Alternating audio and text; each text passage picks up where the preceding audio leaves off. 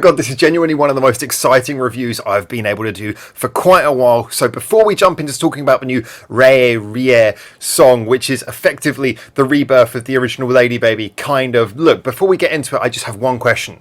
Ready, steady. Are you gonna music?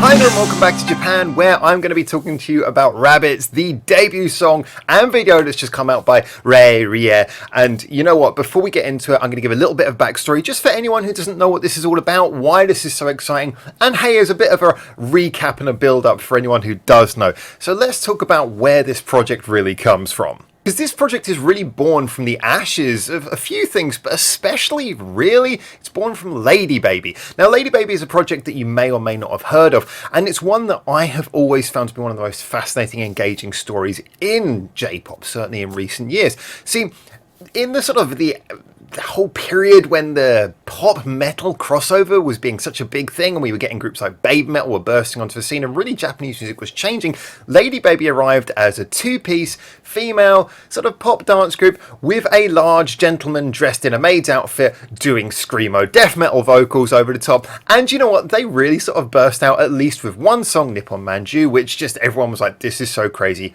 gotta listen to it. However, it didn't really have much longevity, and I think it was due to visa reasons. Our dear Australian heavy metal singing guy, he kind of had to leave, and it just turned out to be the two female singers, so then it was just a duet pop group. Now, throughout this entire period, gimmicks aside, the songwriting was genuinely interesting. They went from heavy songs to light songs. The songs were never just sort of throwaway four-chord things. They always had some interesting bits where they changed up, kind of a la what we expect from Passcode these days. You know, those kind of weird changes mid-song that make you know that the writers have a lot of interesting ideas that they want to funnel into things.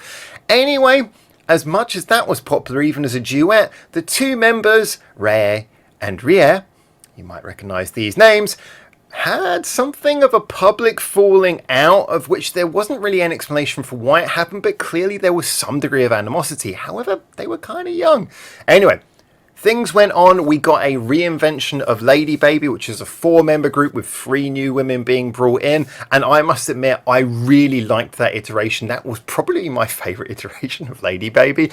And then, of course, we had Bratz, which was born on the other side. So we had a rock group from one member, and we had a sort of a girl group, pop rock group coming out of the other member. We basically had two very cool projects happening from both of the split up members, but you couldn't help but still wonder what happened to that duo who just worked so well together, had such a great chemistry, and then suddenly split.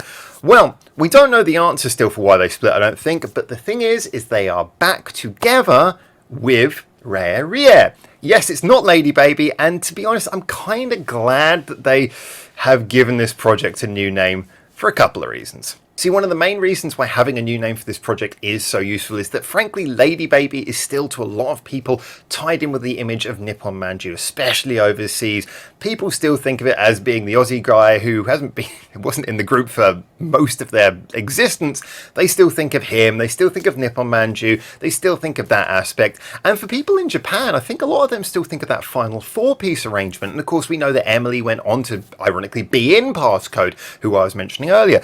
You know, there are a lot of these things that are left behind as memories of LADYBABY, which frankly I'm glad that they're shifting all of that baggage, moving it away and starting something brand new, because to be honest, the people who are coming looking for this project are really, they're either people who want brand new music or they are people who already know these two and are already fans of them, so they're coming back to see that chemistry rejoin. So yes, clear out the baggage, do something new. And the question is, does this first song, Rabbits, give us something good as a starting song? Well, let's start as always by breaking down what the song is. Well, what we get with Rabbits is a song that is kind of an upbeat, fast-moving pop song. It is big on the catchy chorus, it is big on having nice melody and clever ideas, but it also has a little bit of rock energy. It's not just your sort of AKB48 idol song, despite all the cute imagery that they like to put in with the video here. No, this is actually a song that is both pop, but also has a rock feel to it as well. Now, what they do nicely here is they break up the choruses with a first verse, which is your traditional sort of pop melody, a second verse that leans much more into a hip-hop area, which I really like how they did that, and a bridge which is kind of a nice breakdown. It's quite short, but it kind of takes you in a different direction. In other words, we've got 3 catchy choruses broken up by genuinely interesting parts that go between.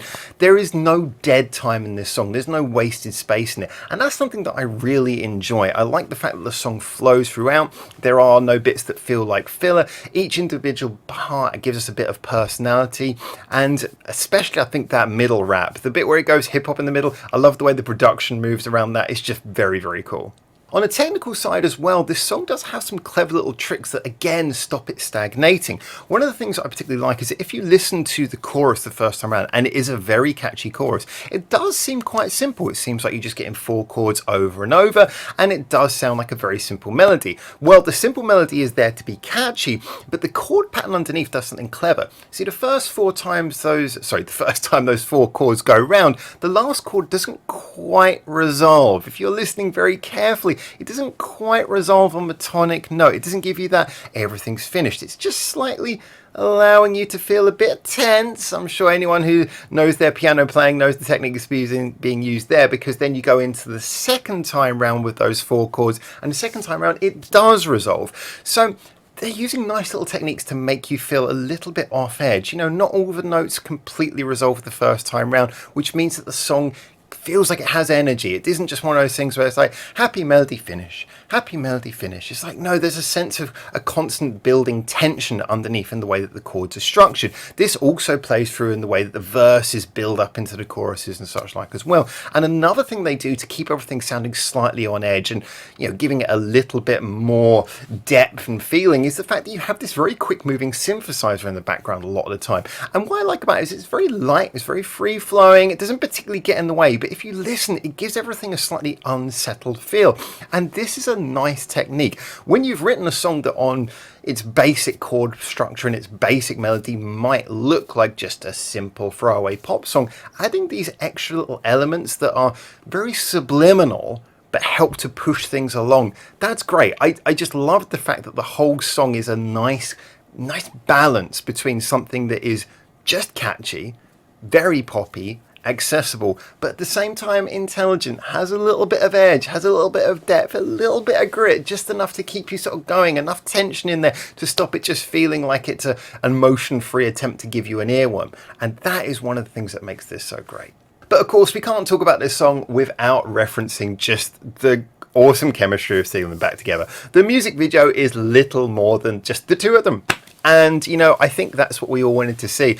Now, I had speculated before about what kind of things could have got between 2 teenage girls who'd been thrust into the pop spotlight and turned such a happy dynamic into 2 people breaking up before. I talked about there could be all kinds of things. It could be boys, it could be creative vision, it could be anything, but it's just so nice to see the 2 of them back together. Yes, LADYBABY is something that I will always have a very fond memory of. I thought it was a project. It was such an interesting thing that had so many iterations, but you know, I'm happy that we put that one to bed now, put that to rest, and that we are doing something new. I'm happy to see them coming back, and I get the feeling that whereas LADYBABY was very tumultuous, went through many different iterations, what we're seeing here is we're seeing them generally saying, well, look, we're grown up enough now to know this works, that we want to do this, and we're going to make this the thing we do. We are a duet. This is our project. We're going to see it through. And I'm all for that. I really hope we get to see a lot more of REIRIE. I think, is it that or is it REIRIE? I can't remember whose name goes first. Let me quickly check. REIRIE. I hope we get to see a lot more of REIRIE because I just think it's brilliant. As always, get in the comments what you think. Yes, I know I've got slightly rose-tinted glasses, and of course, after a while, we're going to see how this project settles in, how it develops. But at least for now, I'm very excited. I'm happy to be sharing with you. It's a great debut song. It's not particularly experimental, but it shows their intention. It's catchy enough to be a good first single, but interesting enough to show that they're not just sort of churning things out for the sake of nostalgia's sake. And that's why I'm looking forward to hearing more. So get in the comments, like I say, tell me what you think, and until I hopefully see you very soon in Japan for my next one of these. For now, ciao, ciao.